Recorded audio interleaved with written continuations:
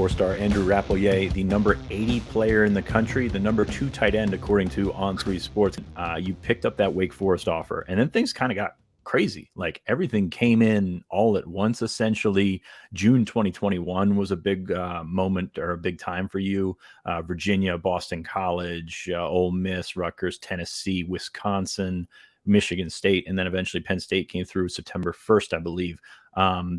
Take us through that tunnel. I mean, because that is a crazy amount of time, or a crazy amount of experience to go through in a short amount of time. Mm-hmm. Yeah, so it was all around. I think it was May. It was either May 18th or June 18th when I got Wake. I'm not entirely sure which day, but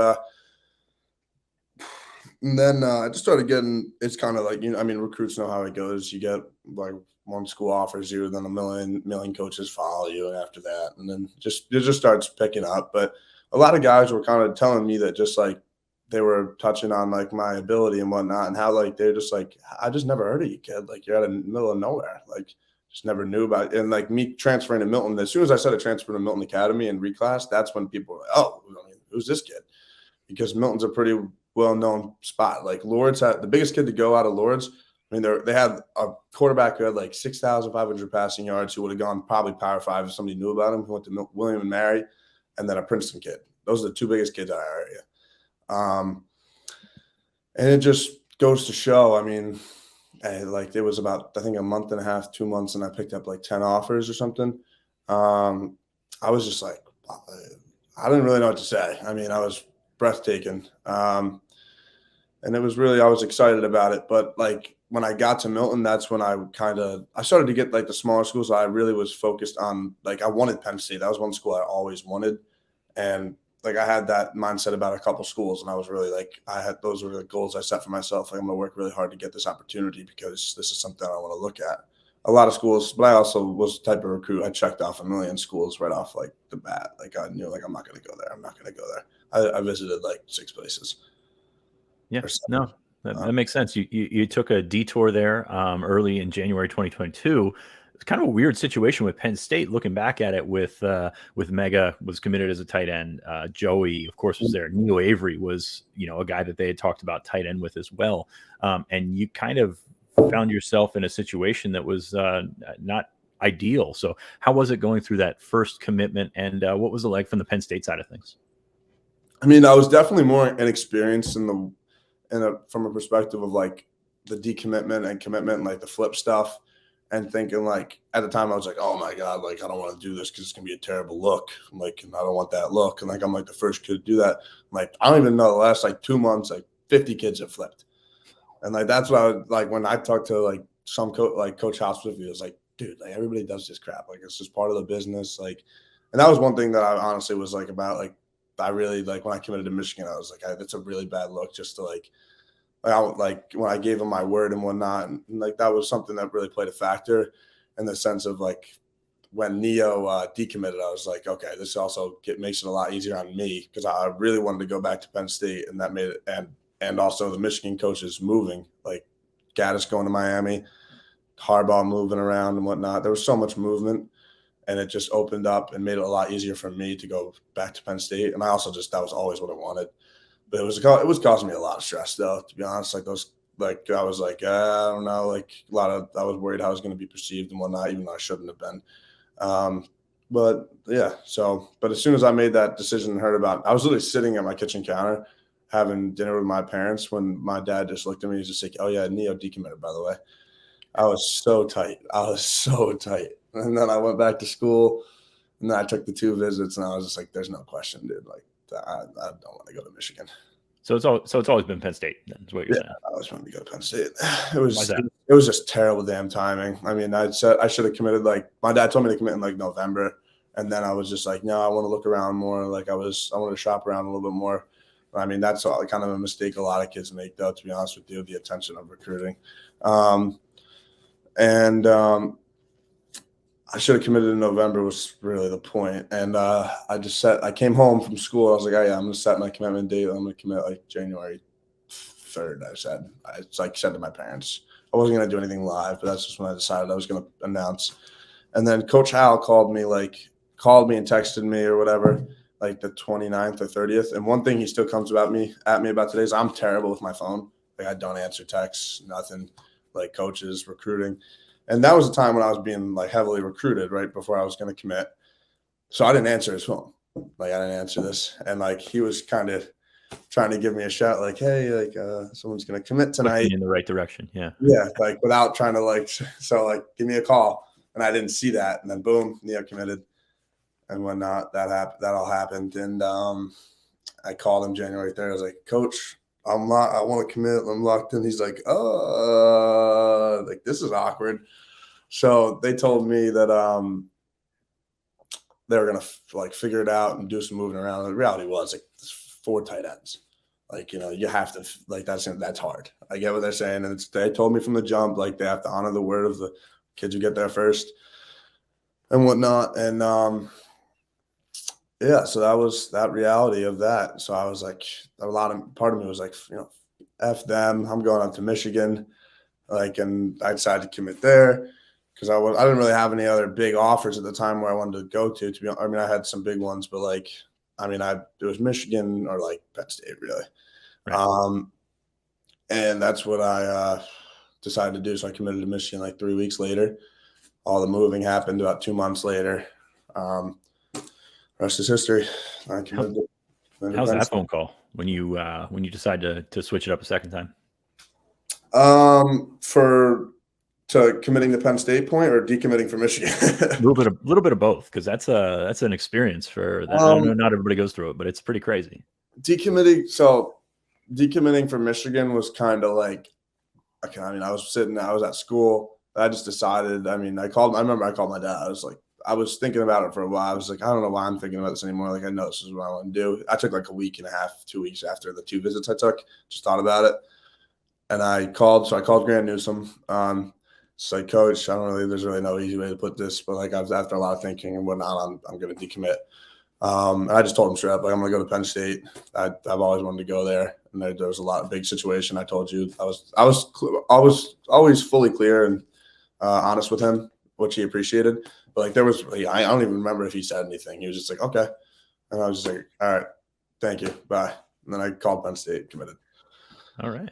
So that was pretty cut and dry. I think Grant's top schools were Penn State and Michigan when he committed to Michigan too. So he's got an idea. Coach Hal toured Coach Newsom on his one of his visits when Hal was an analyst. That's what he told me. So I mean, I didn't mean like it's like a business, like what I said. It's not like a breakup. And I'm breaking up with my girlfriend or something. It's I'm decommitting from a school, and it's tough, but I mean he understood that. So.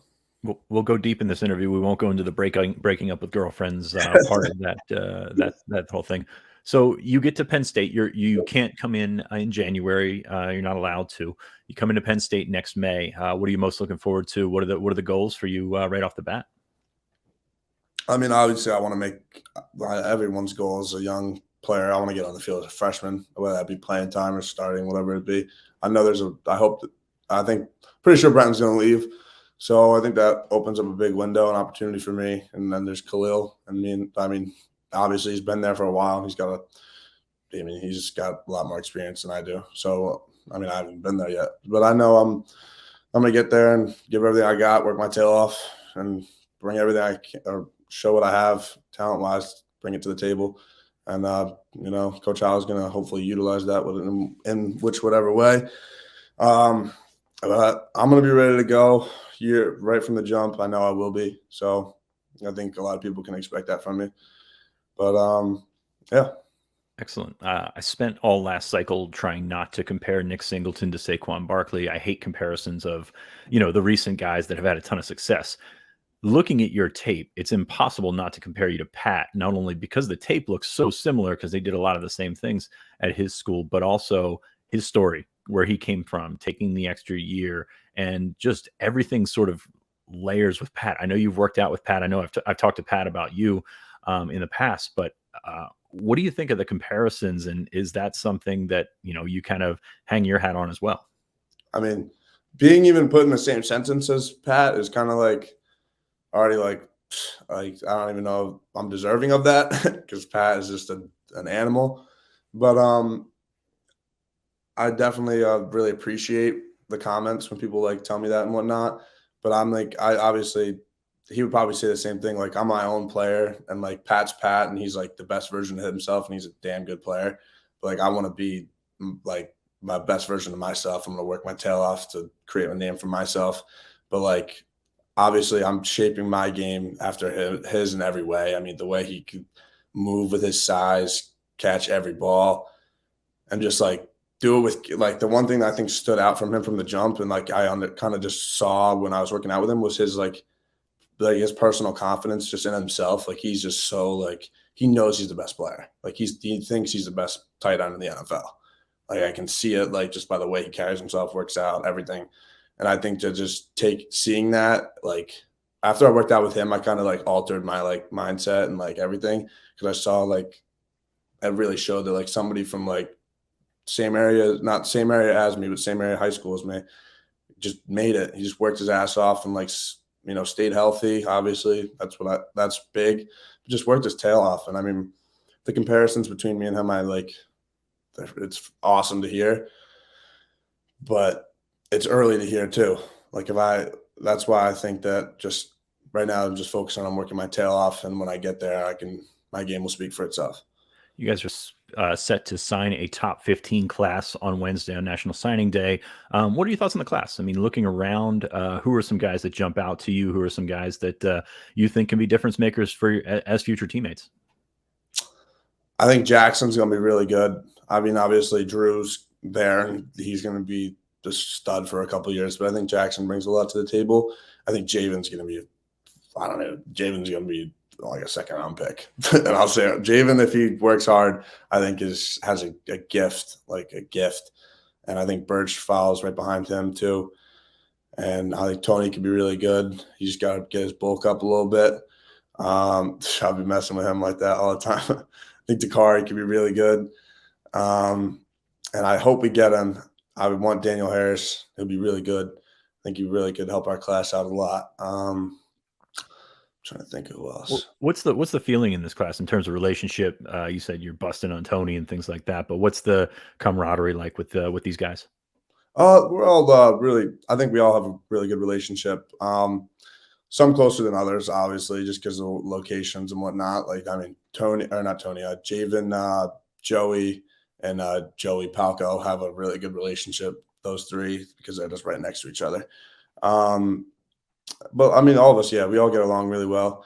And like going on the visits, it's always great to see the guys. I mean, really reassuring that we're all gonna, have a really good time there and be successful. But I think we all talk about all the time, like, when we like fun and games and whatnot. But like when we get there, like we gotta like lock in.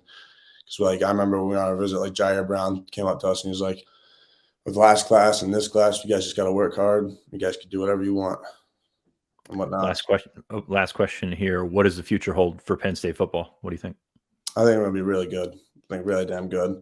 I think with Coach Franklin's coaching and everyone's, will and grit and also to be successful. And I know that that all of us with the talent we have and the talent we've been bringing in. And like I said, with the coaching, I just think we could go really, really far. And I mean, with the chemistry that I've seen them build and practice. And I mean, practice is great. Every time I go there, it's always so intense.